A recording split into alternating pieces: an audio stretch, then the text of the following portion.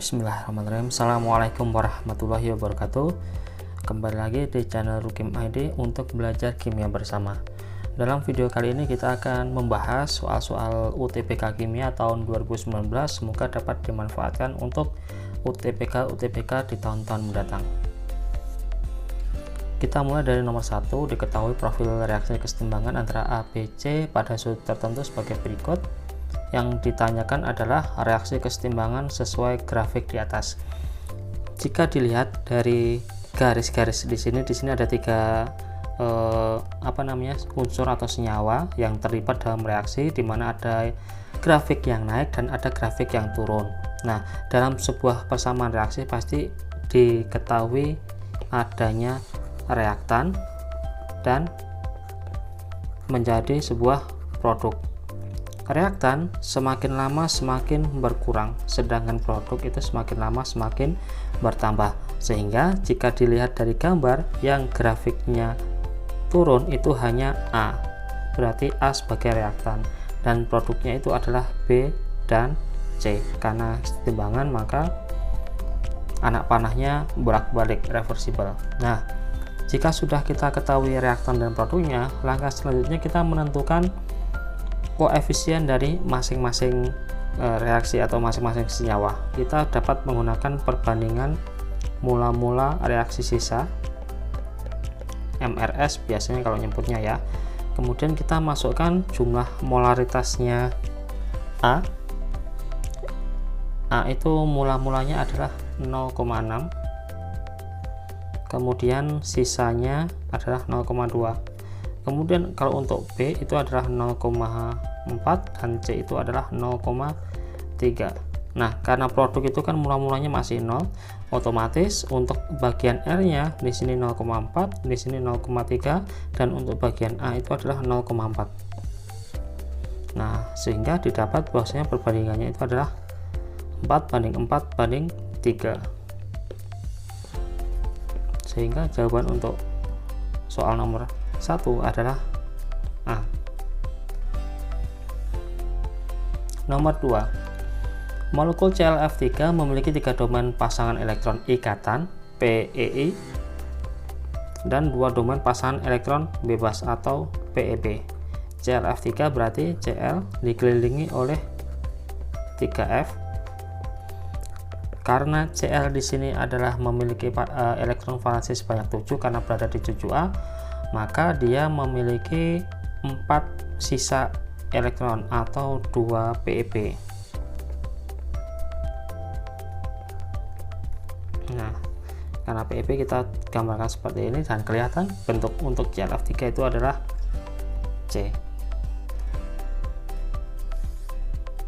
Untuk soal nomor 3, sebanyak 50 ml SO2 direaksi dengan larutan KBRO4 0,1 m, reaksinya seperti itu. Titik ekivalen tercapai saat volume KBRO4 yang digunakan sebanyak 50 ml.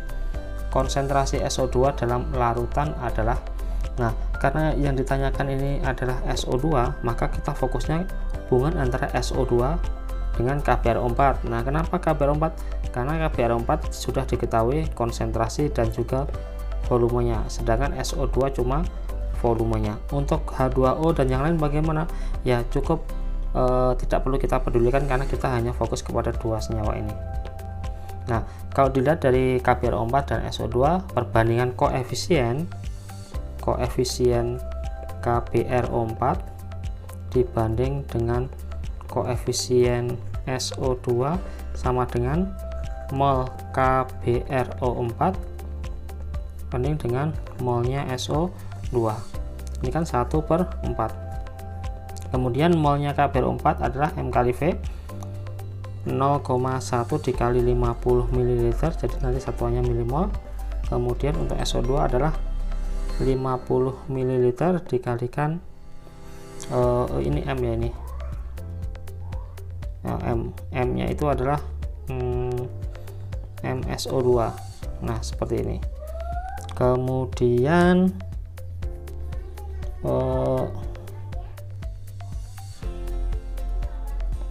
untuk 50 ml dapat kita hapus, berarti MSO2 sama dengan 0,1 dikali 4 sama dengan 0,4 M, sehingga jawabannya untuk nomor 3 itu adalah D.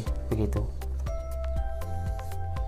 Untuk nomor 4 ini masih sama kelanjutan dari data dari nomor 3 tadi. Nah, kalau untuk nomor 4 ini yang ditanyakan adalah jumlah mol elektron yang terlibat. Jadi di sini untuk pertanyaan mol elektron ada sedikit tips. Jadi mol elektron itu didapat dari mol itu sendiri dikali dengan valensi zat. Nah, untuk molnya sendiri tadi kalau untuk KbRO4 itu kan 5 milimol.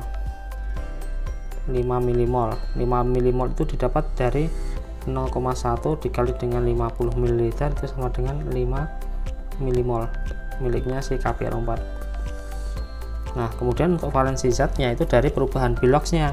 Br itu kan biloxnya plus 7, sedangkan kalau untuk KBr, nah Br yang di sini adalah -1, sehingga perubahan biloxnya itu adalah 8, sehingga untuk valensinya 8 40 milimol, atau kalau mau dijadikan mol berarti 0,04 mol begitu, sehingga jawabannya adalah yang B.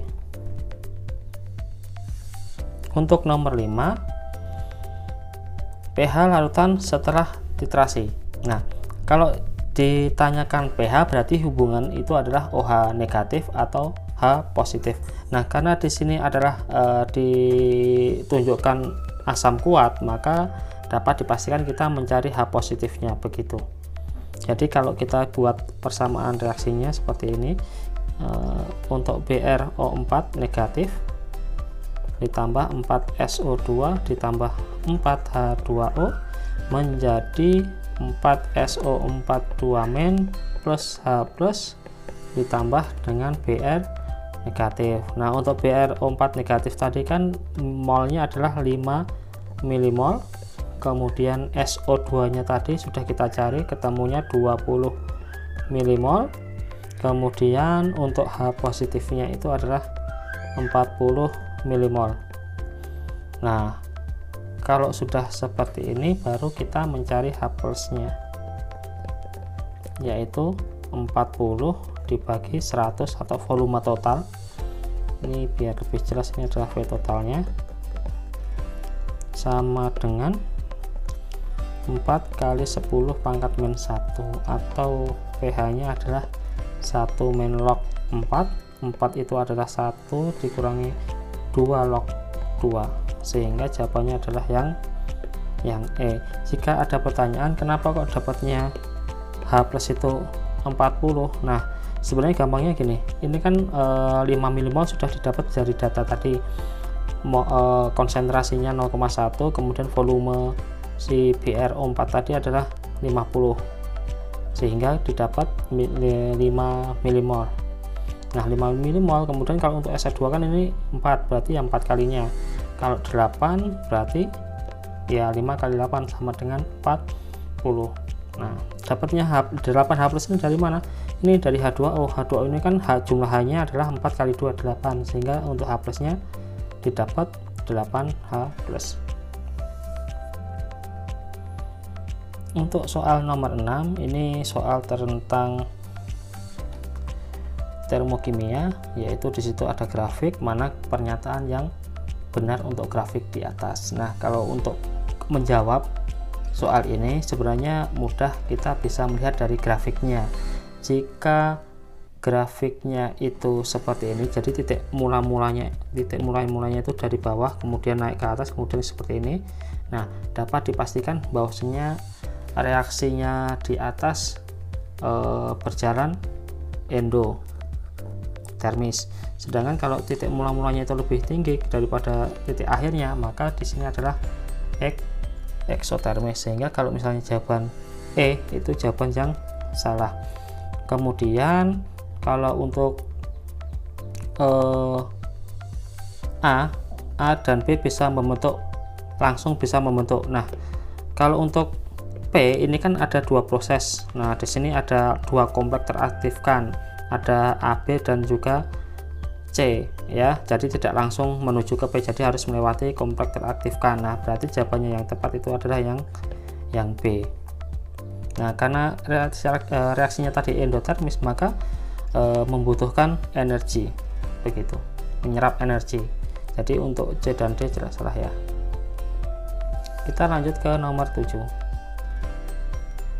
Sebanyak 50 ml KMnO4 0,2 m tepat bereaksi dengan 80 ml H2C2O4 sesuai dengan persamaan kimia sebagai berikut.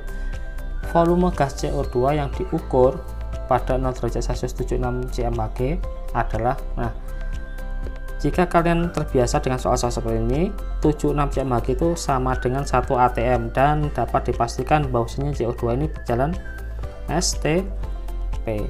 Nah, STP berarti VSTP sama dengan mol dikali 22,4, begitu. Jadi kita cari molnya siapa? Molnya CO2.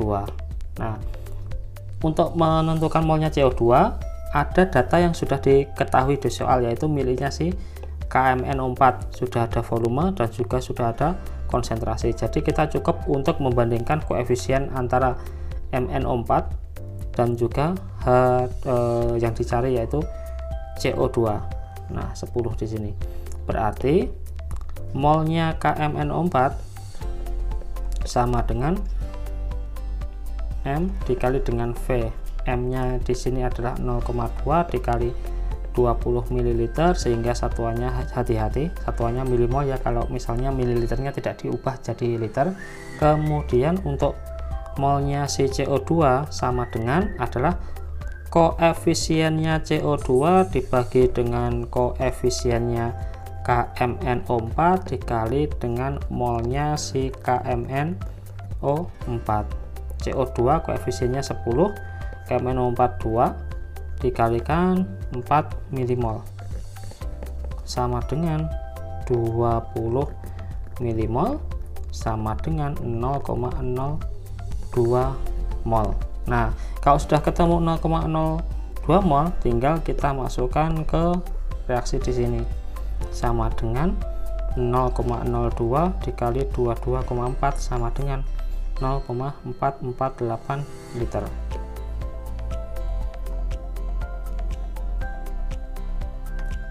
Lanjut ke nomor 8. Di sini ada 3 gambar, di mana di situ ada titik-titik hitam itu adalah basa kuat dan Ha itu bersifat asam untuk yang bulatan putih. Per butirnya itu 0,1 milimol, sedangkan pKa-nya 4. Berdasarkan ilustrasi molekuler di atas, apabila spesies di atas dibiarkan bereaksi, maka ilustrasi molekuler yang membentuk larutan penyangga.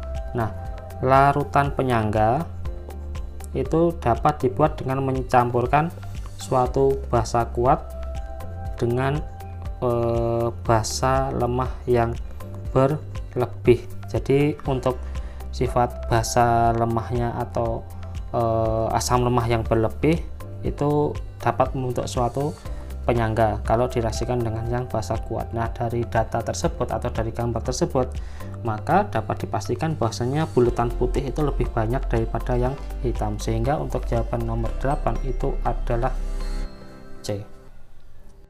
Lanjut untuk nomor 9, manakah unsur-unsur yang jika berpasangan membentuk senyawa yang bersifat paling basa?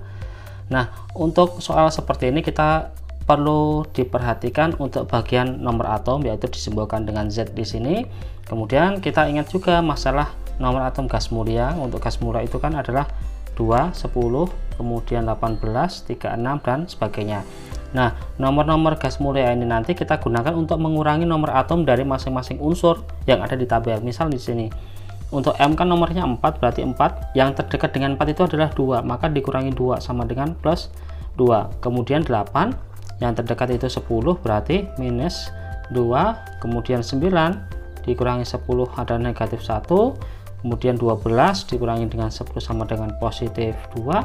Dan 20 dikurangi 18 adalah positif 2. Nah, untuk ketentuan jenis ikatannya, apabila positif ketemu dengan negatif itu adalah ion, kemudian negatif ketemu negatif itu adalah kovalen, kemudian positif ketemu dengan positif itu adalah logam. Nah, dari jawaban opsi A, B, C, D, E, maka A, B, dan D itu adalah ion. Ini ion, ini ion, kemudian D itu adalah ion. Nah, maksudnya bagaimana?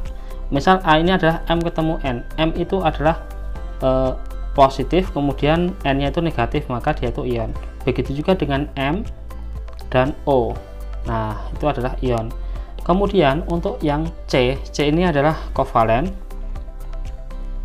karena negatif ketemu dengan yang negatif. Kemudian yang E itu adalah logam. Nah, kemudian dengan penjelasan ini kita bisa menganulir, bisa mengeliminasi beberapa jawaban. Di sini adalah C dan E jelas salah ya. C dan E itu jelas salah. Kenapa? Karena asam basa itu senyawanya berikatan ion. Kemudian untuk yang M di sini bernomor atom 4. Nah, 4 itu kalau misalnya kita menghafal, 4 itu adalah unsur Be. Nah, Be dan juga Al itu adalah unsur-unsur yang bersifat amfoter. Amfoter itu yang bisa bersifat asam maupun bisa bersifat basa. Ingat ya, unsur di dunia ini yang bersifat amfoter itu adalah Be dan Al. Berarti untuk A dan B itu adalah salah, sehingga jawaban untuk nomor 9 ini adalah yang D. Untuk nomor 10, reaksi yang tidak dapat menghasilkan asam asetat itu adalah. Nah, untuk membahas atau menjawab soal-soal seperti ini berarti kita harus bahas satu persatu. Yang dimaksud di soal ini adalah yang tidak dapat menghasilkan asam asetat. Asam asetat di sini itu adalah CH3COOH. Dia termasuk asam karboksilat. Nah, kemudian yang dapat menghasilkan asam asetat itu adalah yang pertama, kalau reaksinya oksidasi ini adalah asetaldehid. Nah, akan membentuk suatu CH3COOH. Kemudian kalau reaksinya oksidasi dari etanol akan membentuk CH3COOH. Kemudian kalau reaksinya itu adalah hidrolisis, nah berarti di sini adalah reaksi antara asetil amina dengan air akan menghasilkan CH3COOH dan amonia. Kemudian untuk yang reaksi hidrolisis yang kedua itu adalah etil asetat ditambah dengan air akan menghasilkan suatu CH3COOH ditambah dengan etanol ya, itu asam karboksilat dengan alkohol primer. Kemudian untuk reaksi oksidasi yang ketiga, isopropanol akan menghasilkan suatu propanon. Nah, jika sudah ketemu reaksi-reaksi ini, maka dapat dipastikan bahwasanya untuk yang isopropanol itu kalau misalnya dioksidasi akan menghasilkan suatu propanon, sehingga dia tidak dapat menghasilkan asam karboksilat. Asetaldehid dapat membentuk asam asetat. Kemudian etanol juga bisa, asetilamina juga bisa, etil asetat juga bisa. Yang tidak bisa adalah isopropanol.